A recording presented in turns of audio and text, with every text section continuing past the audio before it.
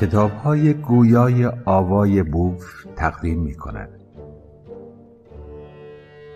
جهان‌های موازی کوانتومی، تعبیر جهان‌های متعدد از مکانیک کوانتومی، نوشته سارا ایزدیار، علی هادیان، نویسندگان و مترجمین علم برای عموم. avayaboof.com.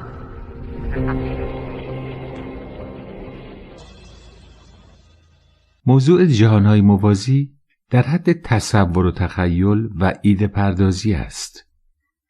کسانی که ادعا می‌کنند جهان‌های موازی کشف شده و بر اساس آن شروع می‌کنند به خیال بافی و با هیجان نظریه می‌دهند و نتایج دل بخواهی می‌گیرند و آن را ربط می‌دهند به ایده‌های ماوراءالطبیعی و انواع خرافات و فالگیری و عرفان‌های شرقی و غربی و حلقه‌های کیهانی و سرنوشت‌های موازی و جهان‌های هولوگرافیک و اشعار قدما و متون کهن و این نوع حرفا قابل اعتنا نیستند.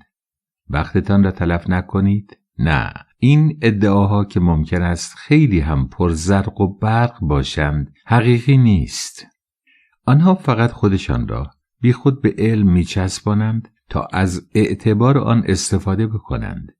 آنچه فیزیکدانان در مورد جهان‌های موازی میگویند یک مجموعه تلاش‌های ریاضی است. ما هنوز کوچکترین شواهد تجربی از وجود جهان‌های موازی نیافته ایم. هنوز هیچ آزمایشی حتی به طور غیر مستقیم از وجود آنها حکایت نکردند. فیزیکدانان خودشان صراحتاً میگویند که این ایده ها صرفاً تخیل و خیال پردازی است. طی 100 سال آینده ممکن است بفهمیم این ایده ها درست نبودند یا برعکس شواهدی بر تأیید آنها کشف بکنیم. ولی چرا جهانهای موازی ارزش حرف زدن دارند؟ چرا اگر از فیزیکدانان راجع به جهان سوال کنیم کم و بیش به موضوع جهانهای موازی برمیخوریم؟ دلیلش این است که انواع مختلفی از جهانهای موازی در ریاضیات نظریات فیزیکی ظاهر می شوند. آن هم نه فقط یک جا، بلکه طی 100 سال گذشته در شاخه‌های مختلف فیزیک مدام به این پیشبینی ریاضی برخورده ایم که جهان باید چند تا باشد. ولی ما چشم بسته به آنچه ریاضیات راجع به طبیعت میگوید اعتماد نمی کنیم. هر نتیجه ای که از معادلات ریاضی در فیزیک به دست بیاید الزاماً درست نیست. مثلا فرض کنید شما طول و عرض یک میز را اندازه بگیرید، برای محاسبه قطر آن یک معادله درجه 2 به دست بیاورید که به 2 جواب میرسد. یکی 2 متر، یکی منهای 2 متر. جواب منهای 2 متر قبول نیست. پاسخ منهای 2 متر در جهان ما اتفاق نمیافتد. پیشبینی‌های ریاضی در فیزیک باید با آزمایش تأیید شوند. ریاضیات به تنهایی بدون تکیه بر مشاهدات تجربی نمیتواند جهان ما را توضیح بدهد. فکر نکنید دانشمندان خیلی مشتاقند که راجع به جهانهای موازی حرف بزنند که نمیشود آنها را دید و نمیشود اثری از آنها یافت. در فیزیک جای این حرفها نیست. جهانهای موازی پایه نسبتاً محکم در ریاضیات نظریه‌های فیزیکی دارد، وگرنه اگر فیزیکدانی در دانشگاه از این نوع نظریه‌های خیالی بدهد احتمالاً شغلش را از دست خواهد داد.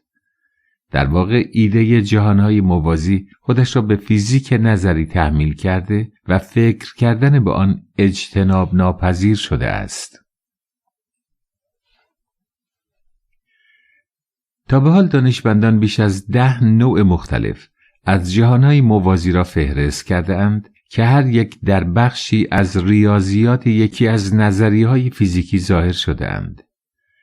برخلاف آنچه معمولاً در فیزیک دیده شده است که وجوه مختلف یک پدیده به تدریج در آزمایشات و نظریات ظاهر شده اند و بعداً دریافته ایم آنها جلوه‌های مختلف یک پدیده واحد بوده اند. گونه‌های مختلف جهان‌های موازی در فیزیک وجوه مختلف یک امر واحد نیستند. آنها از نظریه‌های متفاوت فیزیکی سر برآورده‌اند و بنابراین مفهوم آنها کاملاً با هم متفاوت است. ما در اینجا به اولین نوع از جهان‌های موازی در فیزیک می‌پردازیم. این نوع از جهان‌های موازی از ریاضیات نظریه مکانیک کوانتومی برمیخیزد. مکانیک کوانتومی. مکانیک در فیزیک به آن شاخه‌ای گفته می شود که به قوانین حرکت اجسام می پردازد. ولی چرا به دنبال مکانیک واژه کوانتومی را می آوریم؟ علتش این است که از 100 سال پیش دانشمندان متوجه شدند قوانین حرکت ذرات خیلی ریز در حد ذرات زیر اتمی با قوانین حاکم بر حرکت اجسام معمولی که ما هر روز می‌بینیم متفاوت هستند. در ظاهر یک الکترون باید مثل یک توپ بیلیارد حرکت کند، فقط خیلی کوچکتر و سبکتر است، ولی همان قوانین باید برایش صادق باشد. ولی در حوزه زیر اتمی پدیده‌ها عجیب و غریبند و هنوز هم بعد از 100 سال با عقل جور در نمی آیند.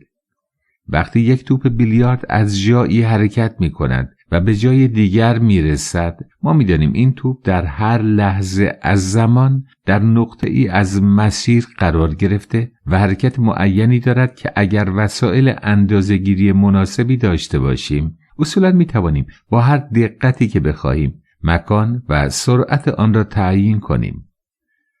اصلاً چه ما بدانیم چه ندانیم، توپ در هر لحظه در جای مشخصی است و سرعت معینی دارد. ولی در مورد الکترون آزمایشات نشان می‌دهد که وضع اینگونه نیست. وقتی یک الکترون از نقطه‌ای به سمت نقطه دیگر حرکت می‌کند، ما نمی‌دانیم در هر لحظه معین الکترون دقیقاً کجاست. تابع موج.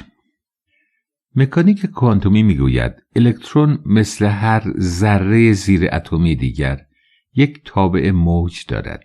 این تابع که از نظر ریاضی خیلی هم دقیق است، احتمال یافتن الکترون در هر نقطه از مسیر را به ما میدهد. ولی الکترون در یک لحظه معین کجاست؟ نمیدانیم. تابع موج میگوید احتمال اینکه الکترون در فلان نقطه باشد مثلا 50% است. احتمال اینکه قدری این طرفتر باشد 10% است. احتمال اینکه قدری آن طرفتر باشد 10% است و غیره. یعنی در هر لحظه به ما یک توزیع احتمال میدهد و همچنین که زمان میگذرد و الکترون حرکت میکند، تابع موج هم با زمان تغییر میکند و توزیع احتمال مکان الکترون جابجا میشود. الکترون با احتمالهای مختلف میتواند در هر نقطه ای باشد. الکترون در مسیرش اصلاً جای مشخصی ندارد. نه اینکه ما نمیدانیم کجاست، اصلاً خودش جای معینی ندارد. آزمایشات این را نشان میدهند. اگر الکترون جای معینی داشته باشد، نمیتوانیم آزمایشات مختلف را توجیه کنیم. میگوییم خب این که کاری ندارد، یک وسیله میسازیم، میگذاریم در مسیر حرکت الکترون. هر وقت الکترون از آن نقطه رد شد، وسیله چراغش روشن بشود. آن وقت ما میفهمیم الکترون در این نقطه است. میگویند بسیار خوب، اگر اندازه‌گیری کنید میتوانید بگویید الکترون کجاست، ولی تا قبل از آن جای معینی ندارد. الکترون تا قبل از اندازه‌گیری به صورت موج احتمال در حرکت است که توسط تابع موج تعیین می شود و با آن می توان با دقت فوق‌العاده نتایج آزمایشات را پیش بینی کرد. تابع موج بعد از اندازه‌گیری فرو می ریزد و الکترون می شود همان ذره‌ای که انتظار داشتید و در هر مکانی که اندازش گرفته اید ظاهر می شود. اندازه‌گیری باعث فروپاشی تابع موج می شود. طبیعت اینطور رفتار می کند. طبیعت به هیچ کس تضمین نداده مطابق عقل سلیم او رفتار کند. ما باید فهممان را با رفتار طبیعت تنظیم کنیم. آزمایش دو شکاف. اگر فقط همین بود، به قول قدیمی ها، آن را یک جای دلمان جا می دادیم. ولی حالا این را ببینید. یک منبع نور را در مقابل دو شکاف نزدیک به هم که روی یک تکه ورق تیره ایجاد کرده ایم قرار می دهیم. آن طرف شکاف ها یک پرده می‌گذاریم تا نور از دو شکاف رد بشود و به صفحه برخورد کرده و آن را روشن کند. چون نوری که از هر شکاف می‌گذرد مقابل خودش را روی پرده روشن می‌کند، واضح است که روی پرده دو نوار نورانی با یک فاصله معینی می‌بینیم. چون نور خاصیت موجی دارد، وقتی از دو شکاف به طور همزمان عبور می‌کند، بعد از شکاف‌ها دو شعاع نور با هم تداخل می‌کنند و اگر فاصله دو شکاف را روی مقدار معینی تنظیم کنیم، به جای اینکه روی پرده دو نوار روشن مجزا ببینیم، مجموعه‌ای چند تایی از نوارهای روشن و تیره خواهیم دید که با هم موازی هستند. این خاصیت امواج است که به خوبی شناخته شده است.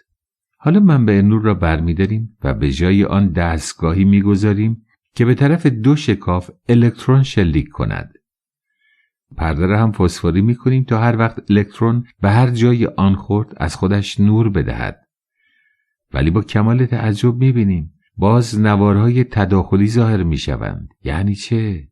اینا ذره اند. ذره ها که با هم تداخل نمی‌کنند. طبیعت بازیش گرفته؟ کاش اینجا بازی تمام میشد. یک فکری برایش میکردیم. مثلا شاید فکر میکردیم ممکن است الکترون ها بعد از عبور از دو شکاف به نوعی با هم برهم کنش میکنند و موجب تشکیل نوارهای تداخلی تیره و روشن میشوند. برای اینکه از این موضوع سر در بیاوریم، شدت دستگاه شلیک الکترون را کم میکنیم، طوری که الکترون ها را یکی یکی به طرف شکاف شلیک کند. یعنی در یک لحظه فقط یک الکترون به طرف شکاف بیاید و الکترون بعدی وقتی شلیک بشود که الکترون قبلی از شکاف عبور کرده و به پرده خورده باشد. ولی می‌بینیم بعد از مدتی که تعداد زیادی الکترون به صورت تک تک شلیک می‌کنیم، باز هم نوارهای تداخلی ایجاد می‌شوند. الکترون ها ما را دست انداخته‌اند. چطور می‌شود یک الکترون با الکترون قبلی یا بعدی خودش تداخل کند؟ این که نمی شود. تنها راهی که میماند این است که فکر کنیم یک الکترون همزمان از هر دو شکاف رد می شود و با خودش تداخل می کند. یعنی چه؟ این فیزیک از شعبده بازی که نیست. الکترون یک ذره است. یک تک الکترون یا باید از این شکاف رد بشود یا از آن شکاف.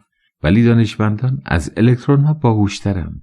با خودشان فکر کردند این الکترون که بالاخره باید از یکی از شکاف ها رد بشود، کاری ندارد. یک دستگاه آشکارساز الکترون کنار شکاف ها قرار می دهیم تا ببینیم تک الکترونی که شلیک می شود از کدام شکاف عبور می کند. با کمال حیرت به محض اینکه اندازه‌گیری کنید که الکترون از کدام شکاف رد می شود، نوارهای تداخلی از بین می روند و تصویر روی پرده تبدیل می شود به 2 نوار روشن. انگار الکترون می فهمد که دارید نگاهش می کنید تا قبل از اینکه مسیرش را اندازه گیری بکنید هر تک الکترون از هر 2 شکاف می گذرد. دانشمندان می گویند الکترون به شکل یک موج احتمال مطابق تابع موج به شکاف ها نزدیک می شود، مثل یک موج معمولی از هر 2 شکاف می گذرد، بعد خودش تنهایی به 2 موج احتمال تبدیل می شود که هماهنگ هستند و با هم تداخل می کنند و نهایتاً نوارهای تداخلی را می سازند. ولی وقتی مکان الکترون را اندازه می گیرید، عمل اندازه‌گیری باعث فروپاشی تابع موج می شود و بنابراین الکترون رفتار ذره‌ای نشان می دهد و فقط از یک شکاف عبور می کند و تداخلی هم در کار نیست. ابداع کنندگان مکانیک کوانتومی از جمله بور و هایزنبرگ 30 سال بحث و جدل کردند تا سایر دانشمندان از جمله اینشتین و شرودینگر را راضی بکنند که چاره دیگری جز پذیرش این تعبیر نیست. مطابق این نظر که به تعبیر کوپنهاگی از مکانیک کوانتومی معروف است، در جهان موجودی فیزیکی وجود دارد به نام آگاهی که موقع اندازه‌گیری با سیستم فیزیکی برهم کنش می کند و موجب فروپاشی تابع موج می شود که نتیجهش می شود این که الکترون به صورت ذره رفتار کند. قبل از ورود آگاهی، یعنی قبل از اینکه ما عمل مشاهده را روی سیستم انجام بدهیم، الکترون مطابق تابع موج همه حالتهای کوانتومی ممکن را همزمان دارد. تا قبل از دخالت آگاهی، تابع موج حالت سیستم را تعیین می کند و بر سیستم حاکم است، ولی بعد از دخالت آگاهی دیگر این ریاضیات معتبر نیست. این امر نه تنها برای الکترون بلکه برای همه ذرات زیر اتمی صادق است. ولی این آگاهی دقیقاً چیست؟ نمیدانیم، فقط هست. از کجا می آید و چه قوانینی بر آن حاکم است؟ نمیدانیم. چرا و چگونه تابع موج را فرو می پاشد؟ نمیدانیم. چرا ریاضیات مکانیک کوانتومی فقط تا لحظه خاصی معتبر است و بعد از آن بی‌اعتبار می شود؟ معلوم نیست. تعبیر کوپنهاگی مشکلات فیزیکی فراوان داشت. جهانهای متعدد. در دهه 1950 دانشجوی جوانی به نام اورت که با توضیحات تعبیر کوپنهاگی قانع نشده بود، نگاه دقیقی به تابع موج انداخت و با خود گفت آیا نباید به هر آنچه تابع موج اقتضا می‌کند تن بدهیم؟ آیا راهی هست که ریاضیات مکانیک کوانتومی را به طور کامل بپذیریم و نیازی به فروپاشی آن نداشته باشیم؟ آیا تابع موج می‌تواند همیشه معتبر باشد؟ خوشبختانه تابع موج یک تابع خطی است که کار با آن سرراست است. از نظر ریاضی یعنی مجموع پاسخهای مجزای آن خودش یک پاسخ است.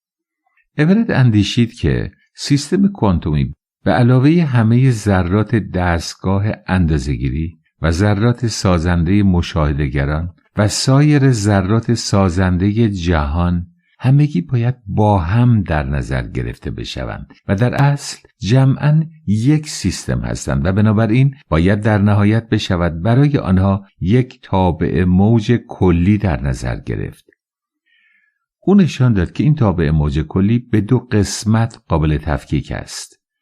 قسمت اول عبارت است از تابع موج کل سیستم وقتی الکترون از شکاف اول عبور می کند و قسمت دوم عبارت است از تابع موج کل سیستم وقتی الکترون از شکاف دوم رد می شود. این دو قسمت قبل از اندازه‌گیری با هم هماهنگ یا به اصطلاح همدوس هستند و بنابراین تابع موج کلی الکترون همزمان از هر دو شکاف می گذرد و نوارهای تداخلی ظاهر می شوند. هنگام انجام عمل اندازه‌گیری این دو تابع موج ناهمدوس می شوند ولی همچنان هر دو معتبر هستند. یکی بیانگر جهانی است که در آن الکترون از شکاف اول رد شده و دیگری به طور کامل جهانی را توصیف می کند که در آن الکترون از شکاف دوم رد شده.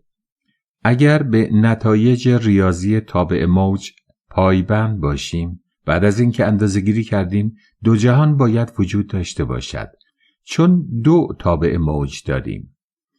این دو تابع موج که هر یک معادل یک جهان است، پس از اینکه ناهمدوس شدند ارتباطشان قطع می شود و یکدیگر را نمی بینند. بعد از یک اتفاق کوانتومی یعنی عمل اندازه‌گیری، تابع موج به دو تابع تقسیم می شود که هر یک توصیف کننده یک جهان مجزاست که یکی از اتفاقات کوانتومی ممکن در آن افتاده است. به این ترتیب هرگاه یک اتفاق کوانتومی روی می دهد که چند حالت خروجی محتمل دارد، جهان ما به چند جهان موازی تقسیم می شود. در همه این جهانها همه چیز شبیه به هم است مگر نتیجه آن رویداد کوانتومی که جهانها را از هم جدا کرده است. در هر یک از جهانها مشاهده کننده فکر می کند نتیجه اندازه‌گیری فقط همون است که خودش دیده، در حالی که هر نتیجه محتمل کوانتومی در یک جهان مجزا روی داده است. ساکنین هر یک از این جهانها فکر می کنند خودشان نسخه اصلی هستند، در حالی که نسخه های متعدد از آنها در جهانهای موازی ناشی از اندازه‌گیری کوانتومی وجود دارد. بنا به این تعبیر در هر رویداد کوانتومی به تعداد خروجی‌های محتمل جهان‌های موازی ایجاد می‌شود و بنابراین به آن تعبیر جهان‌های متعدد از مکانیک کوانتومی می‌گوییم.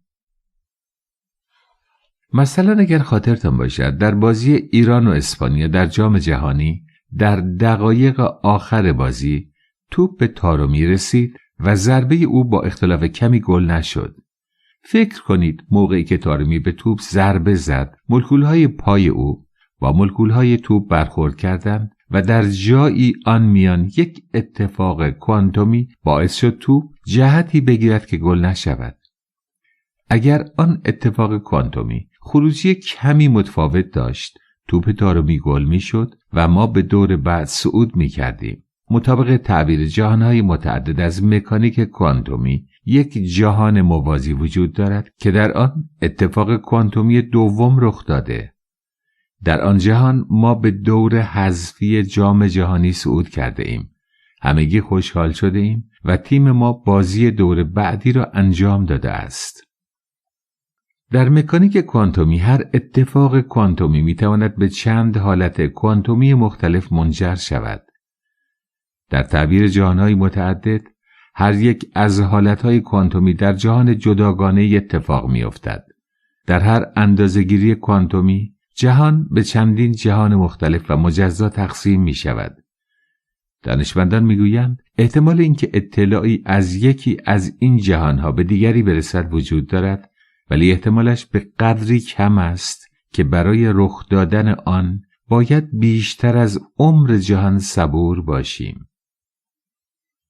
غیر از این دو تعبیری که اینجا از نظریه کوانتومی شرح دادیم، تعبیرهای دیگری هم ارائه شده‌اند، ولی در حال حاضر اکثریت فیزیکدانان تعبیر جهانهای متعدد از مکانیک کوانتومی را به تعبیرهای دیگر آن ترجیح می‌دهند. صفحه علم را در روزنامه شرق پیگیری کنید تا در مقالات بعدی به انواع دیگر جهانهای موازی در فیزیک بپردازیم.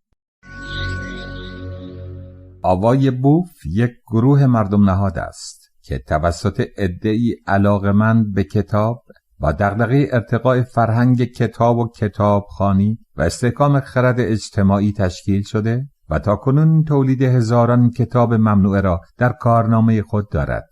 با توجه به اینکه این گروه وابسته به هیچ سازمان و ارگانی نیست و تمام فعالیت‌ها به صورت رایگان انجام می شود، لطفاً اگر در این رابطه احساس مسئولیت دارید، در معرفی ما به دیگران سهیم باشید. avayabooth.com